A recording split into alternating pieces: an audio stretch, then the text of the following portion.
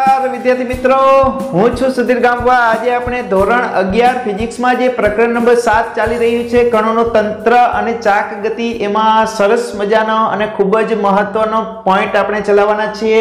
Point number છે 7.7 torque અને કોણીય વેગમાન। આ પોઈન્ટની અંદર શરૂઆત કરીશું આપણે ટોર્કથી। તો ટોર્કનું બીજું નામ છે બળની ચાક માત્રા। બળની ચાક માત્રાને પણ ટોર્ક કહેવામાં આવે છે। એ બળની ચાક માત્રા એટલે કે ટોર્ક શું છે સમજાવો, એનો એકમ અને પારિમાણિક સૂત્ર લખો અથવા ટોર્કનું સૂત્ર, એકમ અને પારિમાણિક સૂત્ર જણાવો, એ રીતે પણ તમને પ્રશ્ન પૂછી શકે। ત્યારબાદ બીજા પ્રશ્નની આપણે ચર્ચા કરીશું, કોણીય વેગમાન એટલે શું, તેનું સૂત્ર, એકમ અને પારિમાણિક સૂત્ર જણાવો, એ પ્રકારનો પણ પ્રશ્ન તમને પૂછવામાં આવે। ત્યારબાદ ત્રીજા પ્રશ્નની પણ આપણે ચર્ચા કરવાના છે, કોણીય વેગમાન અને ટોર્ક વચ્ચેનો સદિશ સંબંધ મેળવો।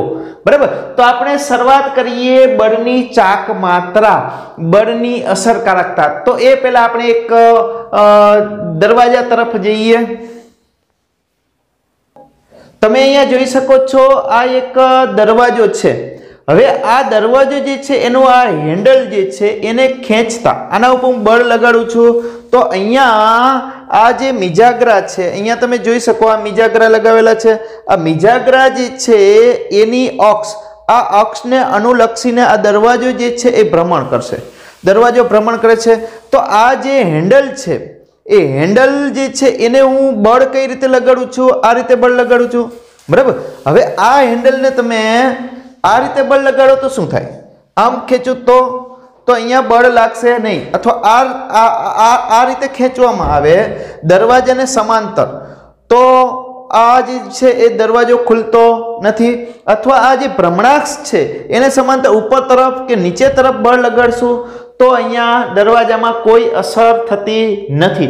તો આપણે આના ઉપર બળ લગાડીએ છીએ, આ દરવાજો ખુલે છે કયા કારણોસર, બળના કારણે। પાછું બળ લગાડવામાં આવે છે, એ બળે કઈ રીતે લગાડવામાં આવે છે એ પણ અહીંયા ધ્યાનમાં લેવાનું છે। ભાઈ ખાલી બળ લગાડીએ છીએ, બળ તો ભાઈ આમે લગાડીએ છીએ, ઉપર લગાડીએ છીએ, નીચે લગાડીએ છીએ, x દિશામાં લગાડીએ છીએ, વિરુદ્ધ x દિશામાં, -x દિશામાં લગાડીએ છીએ, પણ બળ જે લગાડીએ છીએ એ કઈ રીતે બળ લગાડવામાં આવે છે એ પણ ખૂબ જ જરૂરી છે। એટલે કે બળની અસરકારકતાને સમજવાની છે। શેને સમજવાની છે ભાઈ, આપણે બળની અસરકારકતાને સમજવાનું છે। ક્લિયર થઈ ગયો? તો અહીંયા આ દરવાજો જે છે એનું બેસ્ટ ઉદાહરણ છે ભાઈ, શું સમજવા માટે, બળની અસરકારકતા સમજવા માટે। બરાબર, તો આપણે એ બળની અસરકારકતાને સમજવાના છીએ। તો અહીંયા જોઈ શકો છો તમે, બળની અસરકારકતા એટલે ટોર્ક, જેને આપણે બળની ચાક માત્રા કહીએ છીએ। આ બળની અસરકારકતા શેના ઉપર આધાર રાખતી હતી, તો કે લંબ અંતર પર પણ આધાર રાખે।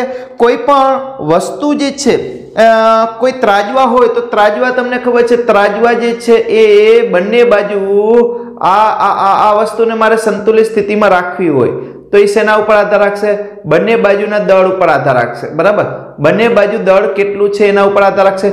કોઈ ત્રાજવા લઈએ તો ત્રાજવા જે છે બંને બાજુ દળ સરખું થશે તો એ સંતુલિત સ્થિતિમાં હશે, એક બાજુનું દળ વધશે તો એ નમી જશે અને જે ઓછું દળ છે એ ઉપર જશે ભાઈ।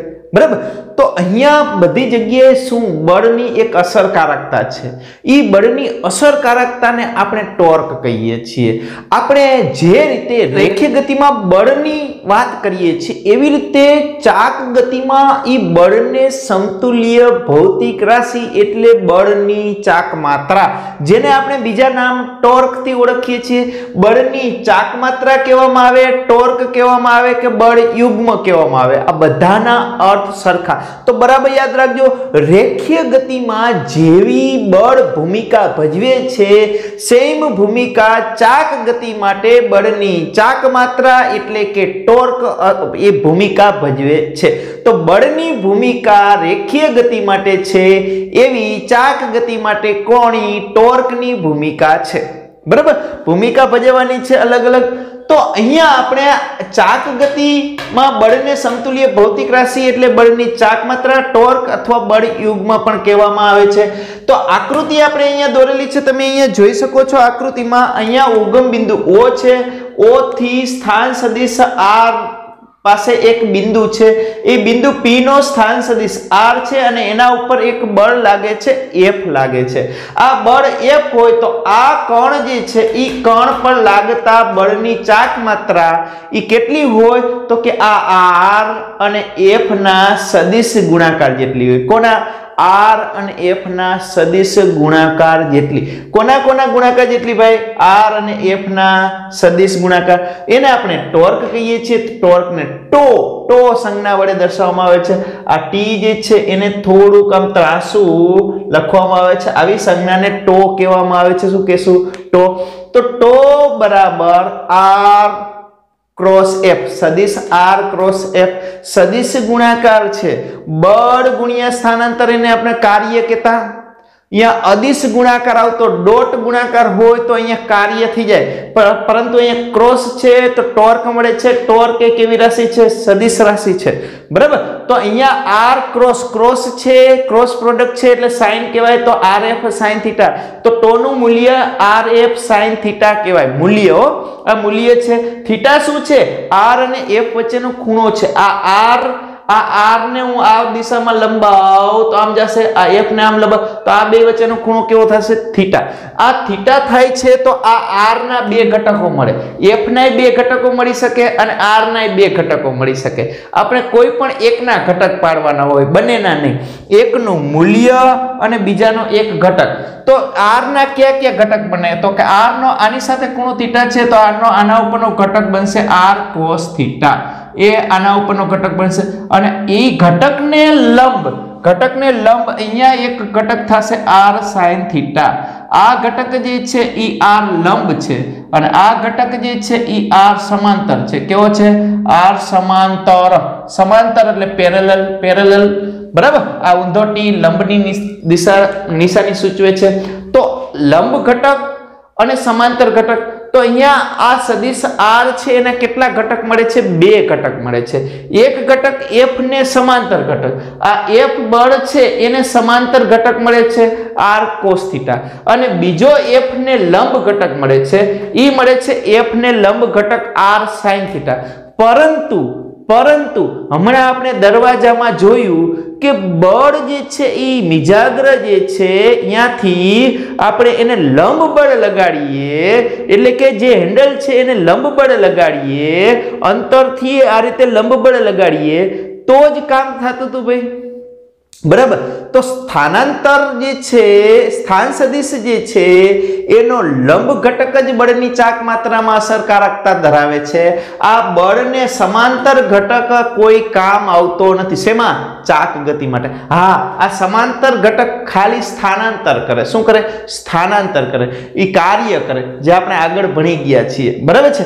તો અહીંયા R જે છે ઈ R નો જે લંબ ઘટક છે, લંબ ઘટક R sin θ, એ જ બળની ચાક માત્રા માટે જવાબદાર ઘટક એ R નો લંબ ઘટક છે। તે જ રીતે બળનો પણ R ને લંબ ઘટક જ ચાક ગતિ માટે જવાબદાર છે। તો ચાક ગતિ માટે પછી ઈ R ના ઘટક લ્યો તો R cos θ ના બદલે શું ઉપયોગમાં આવશે? R sin θ। લંબ ઘટક જ જવાબદાર છે। હવે ઘણા કહેશે R ના ઘટક નથી પાડવા સાહેબ, મારે બળના ઘટક પાડવા છે, તો બળનો આના ઉપરનો ઘટક શું થશે? F cos θ, અને એને લંબ અહીંયા શું થશે? F sin θ થશે। તો અહીંયા ભાઈ કયો જ ઘટક જવાબદાર છે બળનો? F sin θ વાળો। સમજાય છે? તો બળનો પણ લંબ ઘટક જ જવાબદાર છે। સ્થાન સદિશના ઘટક પાડો તો સ્થાન સદિશનો લંબ ઘટક જ જવાબદાર છે, બરાબર। અને બળના ઘટક પાડો, આના ઉપરનો F cos θ એને લંબ F sin θ, તો બળનો પણ કયો ઘટક? લંબ ઘટક જ જવાબદાર છે। આટલું ક્લિયર થઈ ગયું। અને ટોર્ક એ કેવી રાશિ છે ભાઈ? સદિશ રાશિ છે। સિમ્પલ, કેમ કે આ બેનો સદિશ ગુણાકાર છે તો એનાથી મળતું પરિણામ જે છે એ સદિશ છે। તો ટોર્ક એ સદિશ રાશિ છે। એનો એકમ શું બને? Simple, newton into metre. બળનો એકમ શું છે? ન્યૂટન, અને સ્થાન સદિશનો એકમ મીટર, તો ન્યૂટન ઇન્ટુ મીટર। એને આપણે શું કહીએ? ટોર્કનો એકમ। પારિમાણિક સૂત્ર સિમ્પલ, બળ, ઉર્જા ઓલા ઊર્જા, કાર્ય અને ટોર્ક બધાના કેવા હોય? સરખા. m1 l2 t-2 બળનું પારિમાણિક સૂત્ર તમને ખબર છે m1 l1 t-2 ગુણ્યા l1 એટલે શું થઈ ગયા? l2 m1 l2 t-2 એ પારિમાણિક સૂત્ર છે કોનું? ટોર્કનું. બરાબર. કાર્ય, ઊર્જા અને ટોર્ક ત્રણેયના પારિમાણિક સૂત્ર સરખા m1 l2 t-2 એ આપણે યાદ રાખવાના છે. હવે આના ઉપરથી સરસ મજાની એક વ્યાખ્યા બનાવી શકીએ આપણે. તમે અહીંયા જોઈ શકો છો, ચાક ગતિ કરતા કણ પર બળ લાગે છે ત્યારે જો તેના કેન્દ્રથી લંબ અંતર વધી જાય તો બળની અસરકારકતા વધે છે. ચાક ગતિ, કોઈ દ્રઢ પદાર્થ છે એ ઓલરેડી ચાક ગતિ કરતો હોય, હવે એ ચાક ગતિ કરતો હોય એમાં કોઈ એક કણ છે, એ કણ ઉપર લાગતું બળ છે, એ બળ જે છે એ બળ લાગે છે એ ત્યારે જ્યારે બળ લાગે છે ત્યારે તેના કેન્દ્રથી જો એ લંબ અંતર જે છે એ વધી જાય, એના ઉપર લાગતું બળ જે છે એ લંબ અંતર વધી જાય તો એ બળની અસરકારકતા વધી જાય, એ બળની અસરકારકતા વધે છે. આ બળની અસરકારકતાને આપણે શું કહીએ છીએ? ટોર્ક કહીએ છીએ. બરાબર સમજો. ચાક ગતિ કોઈ કરતો કોઈ પદાર્થ હોય એના ઉપર બળ લાગે છે અને એ બળ લાગે છે ત્યારે જો એના ઉપર લંબ અંતર જે છે એ વધી જાય તો એની બળની અસરકારકતા શું થાય છે? વધી જાય છે. આ બળની અસરકારકતાને આપણે શું કહીએ છીએ? ટોર્ક કહીએ છીએ. ક્લિયર થઈ ગયો આટલો?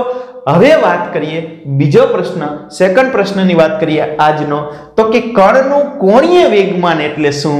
તેનું સૂત્ર, એકમ અને પારિમાણિક સૂત્ર જણાવો. સિમ્પલ છે. કોણીય વેગમાન, રેખીય વેગમાન સુધી આપણે પેણા છીએ અત્યાર સુધી. તો જેવું રેખીય ગતિમાં રેખીય વેગમાન, ખાલી વેગમાન શબ્દ વાપરતા એ હતું રેખીય વેગમાન. એ રેખીય વેગમાન જેવું કામ કરે છે એવું ચાક ગતિમાં કોણ કામ કરશે ભાઈ? કોણીય વેગમાન. બરાબર. તો સિમ્પલ વ્યાખ્યા એકદમ સરળ છે. જો ચાક ગતિ કરતો કોઈ કણ છે, એનો સ્થાન સદિશ r હોય અને એનું સ્પર્શકની દિશામાં, રેખીય વેગમાન હંમેશા સ્પર્શકની દિશામાં હોય. કોઈ પણ પદાર્થ વર્તુળાકાર ગતિ કરતો હોય એના વેગની દિશા કઈ દિશામાં હોય? સ્પર્શકની દિશામાં. બરાબર. તો વેગની દિશા હોય એ જ કોની હોય? વેગમાનની હોય. કેમ કે p mv, p mv, તો v ની દિશા એ જ કોની? p ની દિશા. તો ફરીથી ચાક ગતિ કરતા કોઈ કણનો સ્થાન સદિશ r હોય અને સ્પર્શકની દિશામાં રેખીય વેગમાન p હોય. સ્થાન સદિશ r હોય, રેખીય વેગમાન p હોય, તો r અને p ના સદિશ ગુણાકારને કોણીય વેગમાન l કહે છે.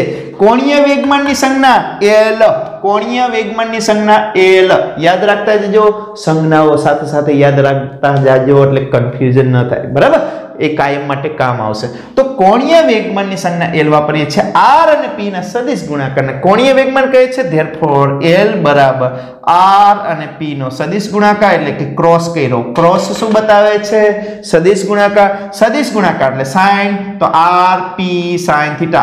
l મૂલ્ય લખ્યું, મૂલ્ય એટલે r p sin θ. બરાબર. ક્રોસ છે તો sin થઈ જાય. શું થઈ જાય? sin. તો r p sin θ. આમાં પણ શું મહત્વનું છે? લંબ ઘટક જ મહત્વના છે. જેમ આમાં પણ સ્થાનાંતરનો લંબ ઘટક અને બળનો લંબ ઘટક જ મહત્વના છે, એ જ રીતે આમાં પણ સ્થાન સદિશનો અને વેગમાનનો લંબ ઘટક જ મહત્વના છે. સદિશ ગુણાકાર છે એટલે લંબ ઘટક જ મહત્વના હોય.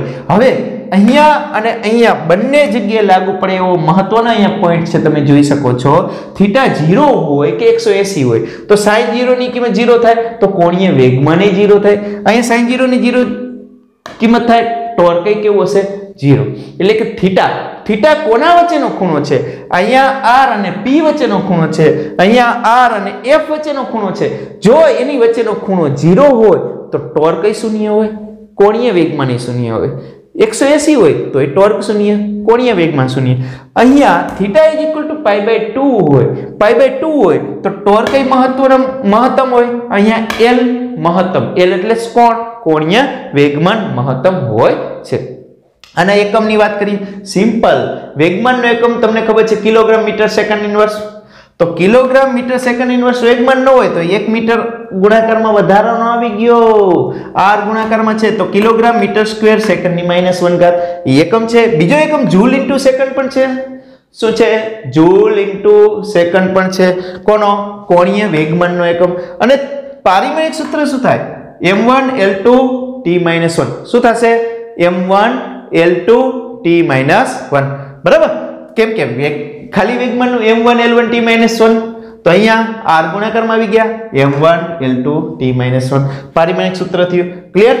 તો અહીંયા સરસ મજાના બે પ્રશ્નની વાત કરી. ત્રીજો પ્રશ્ન સરસ મજાનો સિમ્પલ એકદમ સરળ કોણીય વેગમાન અને ટોર્ક વચ્ચેનો સંબંધ. આ ટોર્કનો પ્રશ્ન થયો, આ કોણીય વેગમાનનો પ્રશ્ન થયો. હવે આ ટોર્ક અને કોણીય વેગમાન વચ્ચેનો સંબંધ મેળવવાનો છે ભાઈ. બરાબર. સ્ટેપ બાય સ્ટેપ ચાલ્યા જાઓ. એકદમ સરળ છે, એકદમ સહેલું છે ફિઝિક્સ. બરાબર. સ્ટેપ બાય સ્ટેપ સમજવાનો પ્રયત્ન કરો. તો કોણીય વેગમાન અને ટોર્ક વચ્ચેનો સંબંધ શું છે એ આપણે મેળવવાનો છે. તો અથવા એમ પણ પૂછે ચાક ગતિ માટે ન્યૂટનનો બીજો નિયમ મેળવો, ન્યૂટનનો ગતિનો બીજો નિયમ. કેમ કે રેખીય વેગમાન અને બળને સંબંધ છે એને F dp/dt કહેતા. F dp/dt ન્યૂટનની ગતિનો બીજો નિયમ રેખીય ગતિ માટે. તો ચાક ગતિ માટે એવો કંઈક આપણે સંબંધ મેળવવાનો છે. ક્લિયર? ચાલો, તો સિમ્પલ છે ભાઈ. કોણીય કોઈ કણ છે એનો સ્થાન સદિશ r છે, કોઈ કણ છે એનો સ્થાન સદિશ r છે અને રેખીય વેગમાન શું છે? p હોય તો કોણીય વેગમાનનું સૂત્ર આવડું આ ઉપાડીને અહીંયા મૂક્યું l = r × p. આને સમીકરણ નંબર 1 કહી દો. ક્લિયર? હવે આપણે શું કરવાનું? સમયની સાપેક્ષે વિકલન કરવાનું. આ સમીકરણનું સમયની સાપેક્ષે વિકલન કરીએ તો dl/dt બરાબરની નીચે બરાબર જ છે. સરસ. અહીંયા વિકલનનો ગુણાકારનો નિયમ યાદ કરો. આપણે વિકલનના નિયમો કરાવેલા છે ચેપ્ટર નંબર 3 માં. જેને વિકલનના સૂત્રો ન આવડતા હોય એ આપણો આગળ એક વિડિયો ચેપ્ટર નંબર 3 માં હશે, વિકલનના સૂત્રો સમજાવતો, એ જોઈ લેજો વ્યવસ્થિત, એટલે અહીંયા વિકલન આવડી જાય. બરાબર. છતાં સમજાવતા જઈએ તો પ્રથમ પદનું વિકલન ગુણ્યા બીજું પદ વધતા પ્રથમ પદ એમ જ બીજા પદનું વિકલન, ગુણાકારનો આવો નિયમ છે. બરાબર. તો સમયની સાપેક્ષે વિકલન કરીએ તો dl/dt સમયની સાપેક્ષે વિકલન કરીએ એટલે dl/dt બરાબર dr/dt બીજું પદ એમનેમ ગુણાકારમાં વધતા પેલું પદ એમ જ બીજા પદનું વિકલન ગુણાકારમાં બીજા પદનું વિકલન. રેડી? તો આપણે અહીંયા યાદ કરવું પડે, પરંતુ અહીં dr/dt ને વેગ કહેવાય. શું કહેવાય? વેગ. રેખીય વેગ dr/dt સ્થાનાંતરનું સમયની સાપેક્ષે વિકલન એને વેગ કહેવાય.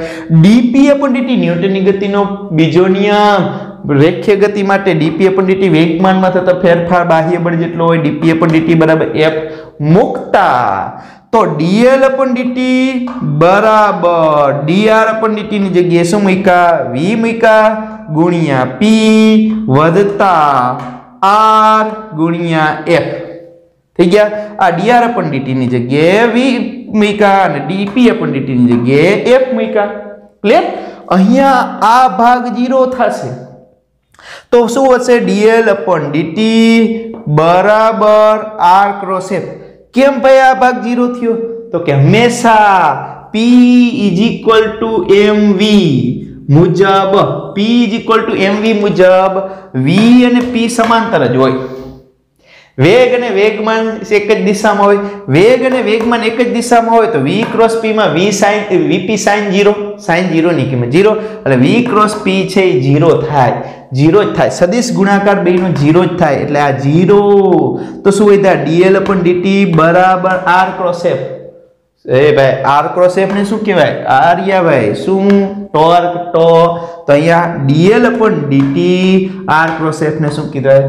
તો આ l એટલે આ કોણીય વેગમાન l અને આ ટોર્ક, આ બે વચ્ચેનો સંબંધ એને dl/dt બરાબર ટો કહેવાય. આ બે વચ્ચેનો સંબંધ મળ્યો. હવે આને શું કહેવાય? ન્યૂટનની ગતિનો બીજો નિયમ. કોના માટે? ચાક ગતિ માટે. કેમ કે અહીંયા ટોર્ક છે, અહીં કોણીય વેગમાન છે. આ ન્યૂટનની ગતિનો બીજો નિયમ કોના માટે છે? રેખીય ગતિ માટે. બાહ્ય બળ છે અને રેખીય વેગમાન છે. તો એના જેવો જ થયો. જો p જેવું કામ કોણ કરે છે? l. બળ જેવું કામ કોણ કરે છે? ટોર્ક. તો આને ન્યૂટનની ગતિનો બીજો નિયમ કહે છે. કોના માટેનો? ચાક ગતિ માટેનો. ક્લિયર? તો અહીંયા સરસ મજાના મોસ્ટ ઇમ્પોર્ટન્ટ 3 પ્રશ્નની આપણે ચર્ચા કરી. આ એક એક કણ માટે ચર્ચા કરી છે. નેક્સ્ટ લેક્ચરમાં ટોર્ક પણ n કણો માટે કોણીય વેગમાન પણ n કણો માટેની ચર્ચા કરીશું, પછી એના કણોના સંતુલન અને એની દરેક શરતોની વાત કરીશું. તો આજે આપણે આટલું રાખીએ, બરાબર. સરસ મજાના પ્રશ્નોની આપણે વાત કરી છે, તો યાદ રાખજો અહીંયા આ ટોર્કનું પારિમાણિક સૂત્ર, કોણીય વેગમાનનું પારિમાણિક સૂત્ર પણ તમારે યાદ રાખવાનું છે. તો આજે આટલું રાખીએ. નેક્સ્ટ વિડીયોમાં નેક્સ્ટ ટોપિક લઈને આવશું. થેન્ક યુ વિદ્યાર્થી મિત્રો.